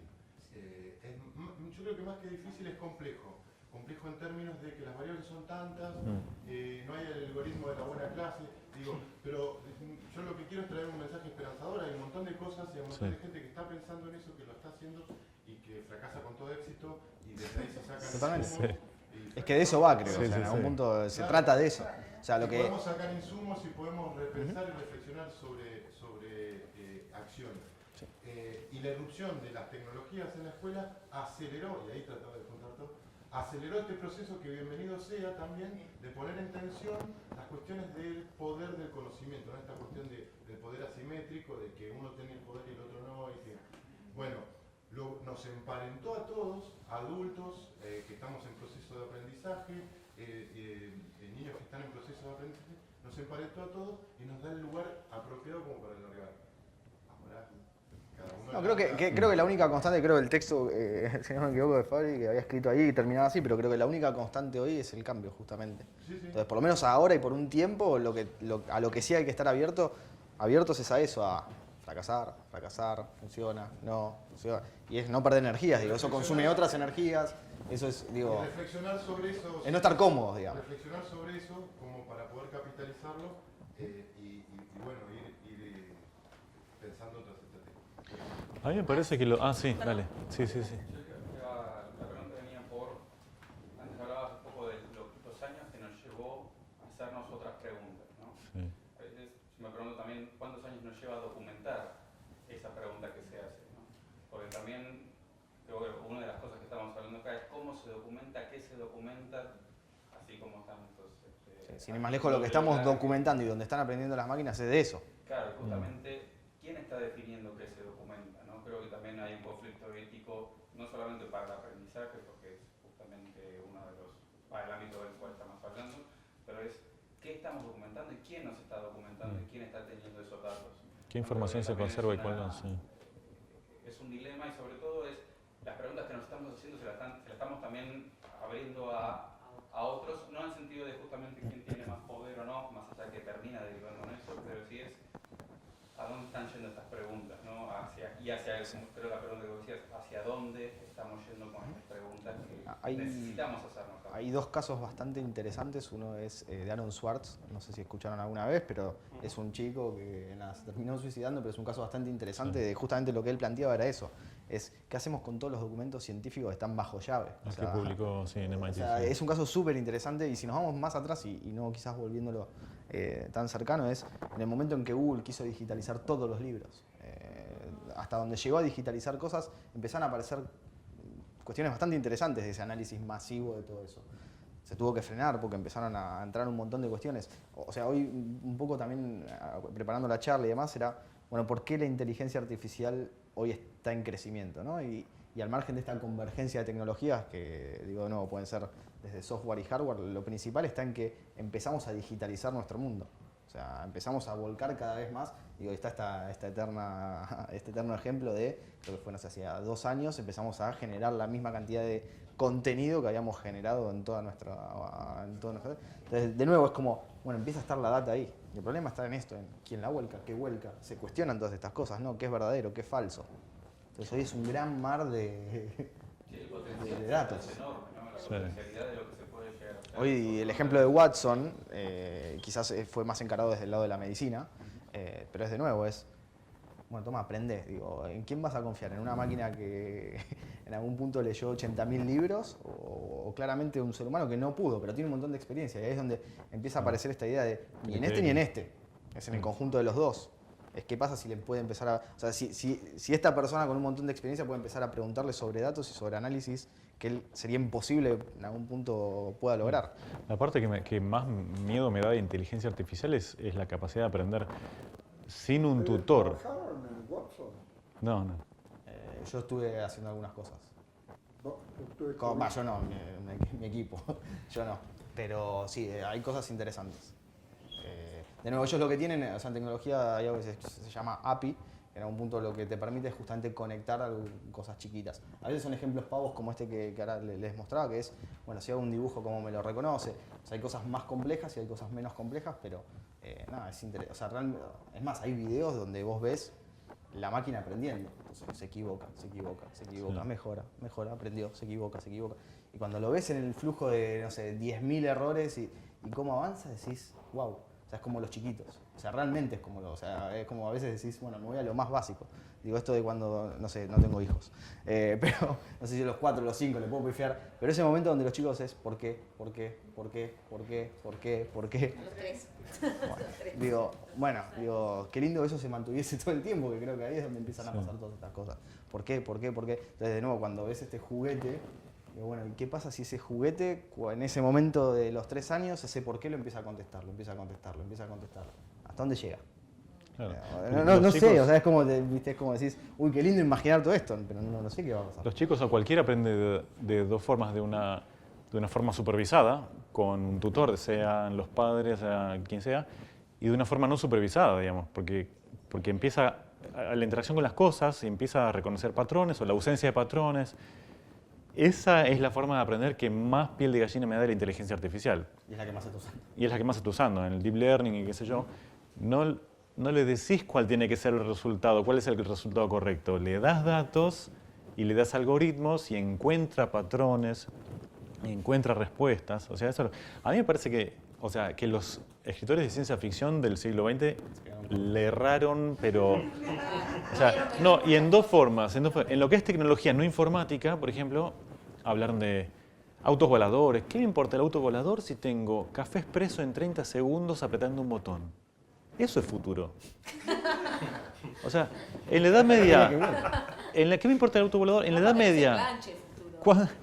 ¿Cuánta gente haría, cuántos sirvientes o esclavos harían falta para tener en 30 segundos café expreso del nivel mundial, caliente en 30 segundos? Quiero un café. 30 segundos lo tengo caliente. O sea, eso es futuro, no un autovolador. El autovolador también, pero la pifiaron mal. Y eso por un lado de lo que yo creo sobre las tecnologías no informáticas. Sobre inteligencia artificial y superinteligencia artificial, uno lee a los escritores de ciencia ficción y todo parece como un general que sabe todo, un militar controlador que sabe todo, una persona que tiene mucha información y mucho poder.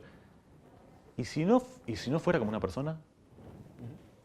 No va a ser como una persona. No va a ser como una persona. Justamente Asimov ahí, perdón que lo traiga tanto, pero en un momento se pregunta esto, claro, y encuentra que justamente la versión humanoide, en algún punto el ser humano lo va a encontrar como una competencia. Entonces nunca va a funcionar. Entonces lo que termina haciendo es justamente transformándolo en la naturaleza. Entonces, digo, de nuevo, está pero no está. Digo, y esa es la forma donde en algún punto supera este problema de... De nuevo, es esto, o sea, de nuevo, hay muchos científicos que están con miedo. O sea, y están juntándose para, bueno, ¿quién controla esto? Pongamos reglas, ¿cómo lo vamos a manejar? Porque tiene miedo, digo, es básicamente digo, parte de ahí. Pero no, tiene muchas cosas positivas, digo, puede ser un gran salto de verdad.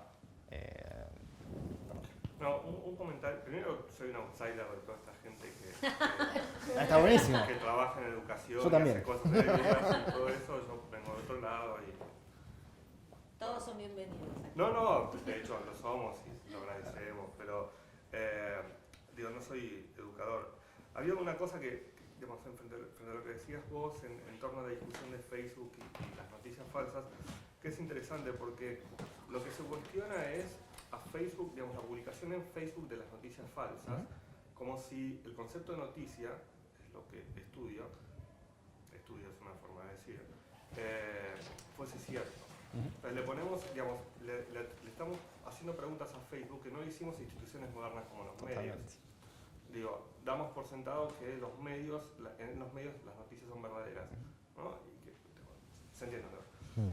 Pero me parece que eso denuncia un poco todo el problema que hay, digamos, que empezamos a hacernos preguntas nuevas, pero todavía no resolvimos preguntas básicas, digamos. ¿Qué son las noticias? Digo, me preocupa más a mí la lectura de las noticias que la lectura de las noticias en Facebook. No sé si me explico. De hecho, hay algoritmos para escribir noticias. Hay algoritmos que escriben noticias Claro, ya directamente. Bueno, ahí las escuelas de periodismo tienen un problema bastante serio, ¿no? Digamos, porque no es simplemente compilación de datos, sino que es algo más complejo. O sea, que también puso en crisis, digo, para estar un poco más lo que vos decías, el pensamiento científico sobre cómo estudiar la noticia, digamos, no solo como texto, como representación, como mundo, lo que fuera.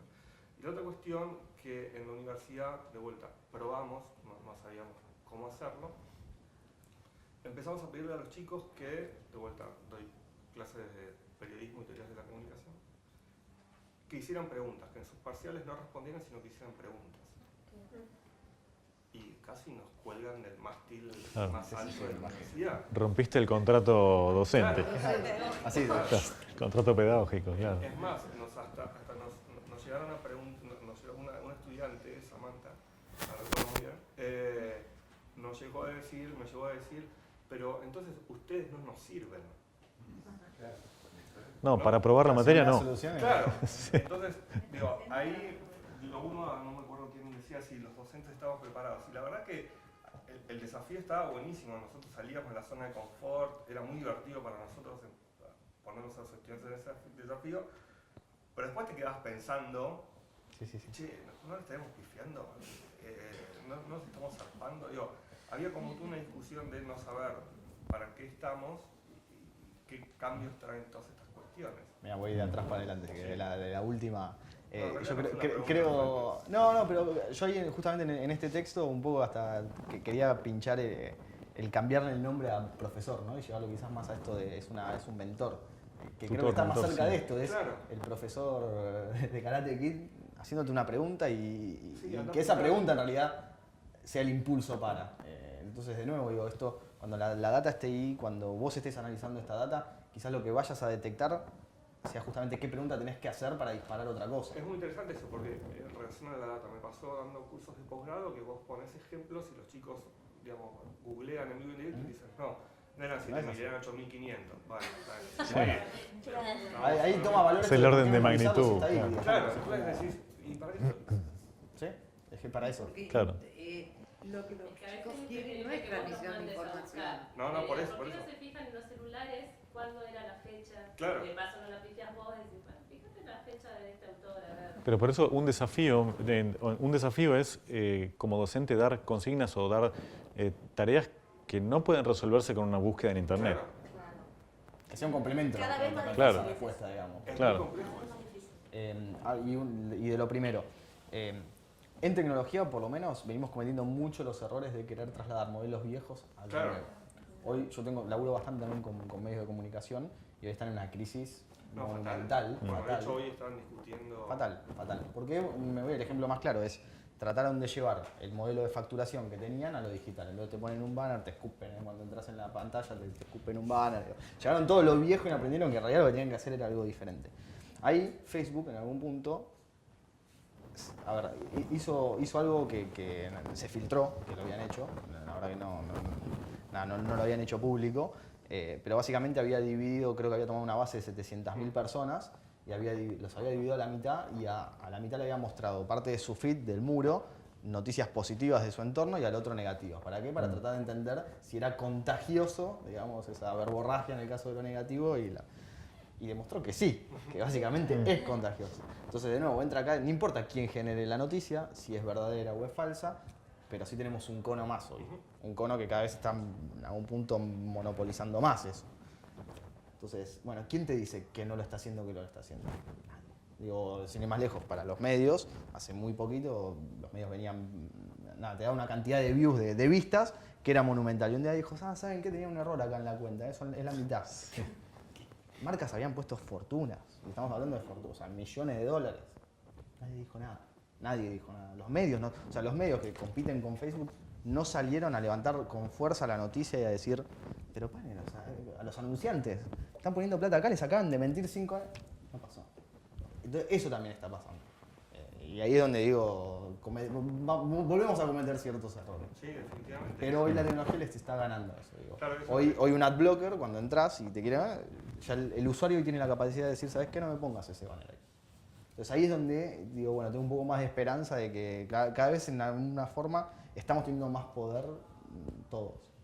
Pero bueno, también te pasa lo contrario. Entramos todos como, nos invitan a correr desnudos y vamos. ¿Viste? Sí. Es gratis, vamos. Perdón. Hablaste en varios momentos, dijiste jugar.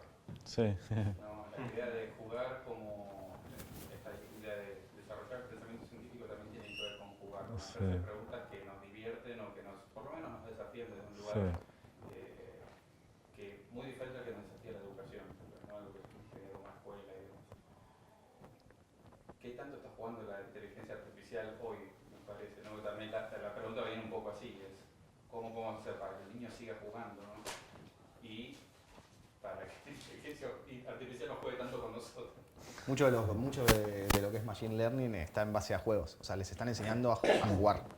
Y aprenden jugando. Ahora sí, lo podemos buscar en YouTube ahora ya un video donde vos ves cómo va saltando, donde juega al Mario y cómo aprende. Y está aprendiendo jugando también. Básicamente digo, creo que así es como deberíamos aprender todos jugando. O sea, si te vas a la base, creo que está ahí. Las motivaciones, está el caso este conocido de Minecraft, digo, todos sabemos un poco de qué va. Digo, bueno, algo está pasando ahí, algo está generando eso. Pero bueno, de nuevo, necesitas un acompañamiento ahí que el profesor hoy no puede dar. El tema es el marco donde termina el juego y empezás a hacer otra cosa. Que es así como el chico puede lastimar un animalito porque está jugando. Por eso decía, hasta cuál es el límite que hoy se está, más allá que se está debatiendo, cuál es el límite que tiene la inteligencia artificial para poder marcar un cierto límite del daño al otro, ¿no? En el caso tiene que ver de todos los datos que somos nosotros. No lo tiene. Sí, no sé. Creo que no sé si hubo demasiado avance concreto desde las reglas de Asimov a hoy. De hecho, creo que el año pasado hubo una declaración de un montón de científicos y gente que trabaja en sistema como Stephen Hawking y qué sé yo, sobre sus miedos. Y sobre generar esto, un espacio común donde estén todos. Incluso las grandes empresas también se están juntando. Digo, Microsoft, Google y demás, están diciendo, che, nosotros también juntémonos, tenemos que poner reglas. O sea, y ahí cuando uno, digo, ya sacamos a los científicos que sabemos cuáles son los motivadores, que son un poco más sanos que de estas multinacionales, hasta las multinacionales se están juntando. Entonces ahí es donde, digo, de nuevo, son estas señales que uno va viendo o encontrando, capaz laburando en esto, que decís, estas sí son señales para prestar atención, o sea, porque realmente hay una unificación. También es un negocio enorme, o sea, el que está por delante. Sí, sí. Enorme, enorme. Entonces, que a la vez, de nuevo, va a ser un negocio enorme para ellos. Digo, después entras en toda la automatización, que es lo más complejo, porque va a entrar toda esta cuestión de cuánta cantidad de empleos van a ser reemplazados por esto. Entonces, pero bueno, es otra discusión y otra cuestión, digamos, pero va a suceder también. Una discusión que todavía no tocamos son los sentimientos de la inteligencia artificial. Porque, o sea, los sentimientos se toman como parte de la inteligencia. Un reptil no tiene sentimientos. Entonces, este jugar que ahora probar y probar en el Mario Bros. O en el Minecraft, que es probar y probar por una computadora, no sé si tiene placer por hacerlo.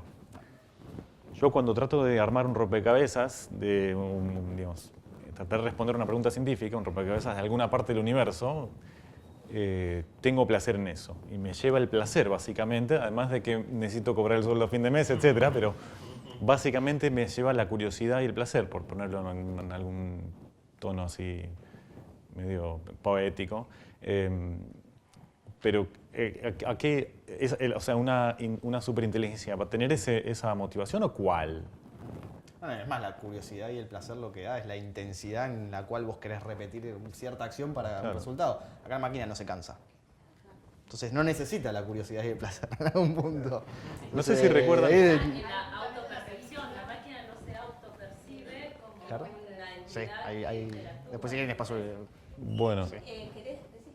No, justamente, o sea, la inteligencia artificial había una que se llama HER, Sí. que es donde se juntan todos los sistemas operativos, se ponen de acuerdo y se van. Y tardan tantos enamorados de los sistemas operativos y muestra cómo millones de años eso podría llegar a pasar. Entonces, como a mí me asustó eso.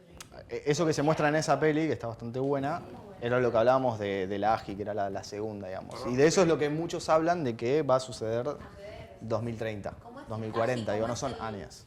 ¿Cómo la sigla? Inteligencia artificial general. Digo, eso es bastante cercano, es ese asistente personal. A ver, salvando las diferencias, es lo que hoy uno puede hacer con Siri. Lo que pasa es que todavía está esta fricción de cuando casi sacás una pregunta de guión, que en realidad no la estás sacando de guión, sino que no, hoy están aprendiendo en base a todos esos errores, a cómo vos contestás, a cómo tomás ese dato. Digo, y ahí es donde va avanzando en cierta forma. Pero ese asistente personal es el que podría tener un chico también, en algún punto. Digo, ahí está planteado desde el amor. Digo, es interesante igual, es interesante por cómo lo plantea. Y a la hora de delirar, o sea, realmente no hay límite. ¿Alguien recuerda, Her o alguien recuerda 2001, Odisea del Espacio, cuando Hal empieza a dudar y empieza a chocar contra su personalidad, porque ahí, digamos, humanizaron la inteligencia artificial. Entonces ya es un miedo que una superinteligencia artificial tenga emociones, desarrolle emociones, como nosotros, y se desarrolla emociones que nosotros ni siquiera podemos imaginar, porque no nos entran en la cabeza. No, o sea, es otra cosa, o es otro tipo de sensación. ¿Qué hacemos con eso? O sea, ¿cómo lo controlamos? O sea, es como pensar en la cuarta dimensión. También te va a pasar, creo, vos lo dijiste con el ejemplo de tu abuela y la papa, la cara que ponía tu abuela con la papa o sin la papa, también a vos, yo creo que a muchos científicos, sus abuelas, sus hijos, sus entornos, el papa, el gobierno, les habrán influido para decir o no decir, y para tener que arrodillarse y decir el pur si mueve. Es decir, aparece también la empatía, el afecto, el miedo, el temor en el desarrollo del pensamiento científico. Sí. Lo que toma la inteligencia artificial y lo está volcando y lo está enfocando, toma eso como un valor. El muñeco del cocodrilo ese que le hablaba a los chicos, lo que está bien, el cocodrilo no se cansa, el muñeco no se cansa porque es una máquina, pero cuenta con que el niño se va a reír, con que le va a gustar. El color que dijiste preferido es el naranja, me lo voy a acordar porque la próxima vez te voy a sugerir. Creo que los que están haciendo desarrollo de inteligencia artificial están teniendo mucho en cuenta eso, que en general en la educación nosotros lo hemos tenido en cuenta. Es decir, los chicos son creativos, son talentosos, son divertidos, van a hacer, o lo que dice el compañero en el sentido de tengo esperanza. Creo que tenemos que verlo en los dos lugares. El desarrollo del pensamiento científico también tiene afecto, el desarrollo de la inteligencia artificial tiene afecto. Hay una frase de Alan Kay que me gusta mucho repetir, que es: las ideas poderosas también necesitan amor. No es solo sistema, no es solo datos, no es solo insumos.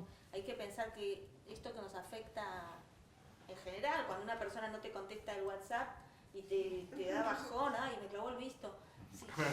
Bueno, eso también es tecnología solo, no sé, es inteligencia solo, no sé. Yo hoy entré a Facebook a buscar una foto vieja y la foto no se veía porque no había conexión y Facebook me puso, probablemente hay aquí una persona con anteojos. A mí me dio pánico, sí, era yo. Me dio pánico. No Esa sé. es la inteligencia artificial. Y el pánico también es un motor. A ver, educadores también. creo que lo que se está mostrando acá, que es el punto interesante, es va a haber una gran etapa donde la emoción de la inteligencia artificial va a seguir siendo justamente el ser humano. Digo, de nuevo, o sea, creo que lo que no hay que perder de vista es justamente eso, es nosotros estamos haciendo esto. Sí. Entonces, digo, va a haber una gran parte donde esa unión va a estar todo el tiempo. Lo que va a pasar es que en algún momento, por el aprendizaje que tome, quizás no necesite más de nuestras emociones, justamente. Y ahí tampoco hay que pensar en el lugar negativo o egocéntrico del ser humano de, nos va a matar. No, quizás ni le interese eso. Digo, entonces es como... Eso va a dejar que nos moramos. Total, se cae, sí. Yo digo, de nuevo, es como... A ver, es un tema súper interesante por eso, porque es como... Cada vez te metes más porque tenés. Claro, y esto donde va... No hay dudas y la cabeza entra en loops constantes de un montón de cosas. Entonces, de nuevo, ahí es donde uno dice, bueno, ok, acá lo que queremos en alguna forma que lo hablábamos mucho con Fabri es... lo que estamos tratando hoy de simular es la máquina más compleja del universo, que de nuevo es nuestro cerebro. Sí. Entonces, estamos tratando de simular eso. Ya venimos tratando de simular un montón de cosas, digamos. Bueno, esta todavía ni la entendimos, por lo cual, de nuevo, cuando yo veo las proyecciones de 30 años, digo, y no sé, pero de nuevo, qué sé yo, hay un montón de análisis. Pero ahora me cuesta creer que en 30 años podamos no solo decodificar cómo funciona la cabeza, sino encima, nada, duplicarla y que sea mejor que... Bueno, no sé, no me entra en la cabeza. Pero bueno, justamente lo que plantean es que tenemos esa capacidad lineal de pensar de que eso no va a pasar tan rápido y que de repente se nos va a dar eso. Bueno, no sé cuándo va a pasar ni cómo, digamos, pero eso es lo que está en boga, lo que está dando vueltas un poco hoy. Pueden ser locos o no. O sea, pueden ser estos que imaginaban y de repente, nada, se convirtió en realidad. Va a estar interesante. Digo, en algún punto va a estar interesante de que vamos a ser contemporáneos, me parece, a muchas de estas cosas al menos. A esto, a que una máquina reconozca una foto, que nos hable, a que nos conteste, a que nos recomiende algo. En Terminator cuando le decía al chico, no, yo no puedo llorar. Digo, bueno, eso. ¿Sí? El próximo Terminator va a poder llorar. Sí, que sí, sí. Va a tener la emoción. Va a llorar y nos va a hacer reír. Bueno, chicos, muchas gracias. Y Bueno, gracias a ustedes. Estaría ahora hablando igual. Sí, sí. Sí. Muy rápido igual. Fuera del programa, vamos. Esto literal salió ayer, ¿eh? No sé si alguno... pará. Que adivina qué estás dibujando. Ah, vos dibujás y te adivina lo que Sí. estás dibujando. Pará. Salió linda la muralla. Ahí hay, Bueno. ahí hay probablemente una muralla china. Rápido, para el dibujo. Está bien, todavía hay. Espera. ¿No sale? Si no sale, no importa. Si te acordás de decirnos el nombre, Sí, ahora se los paso, porque no me lo está tomando. Ahora ahí se lo tomó. Alguno usó el Google Translate y le dibujó, ¿sí? Bueno, esto lo que usa es el dibujo que uno puede hacer con el dedo, pero en vez de tratar de reconocer un carácter y en algún punto traducirlo, lo que hace es toma tu dibujo y te dice, para mí ahí hay una copa de café. Pero veámoslo. En realidad funciona al revés, pero a ver, me va a costar un poco. Porque... Sí. Vamos a hacer esto más fácil, vamos a duplicarlo. Así yo lo veo acá también. Bien.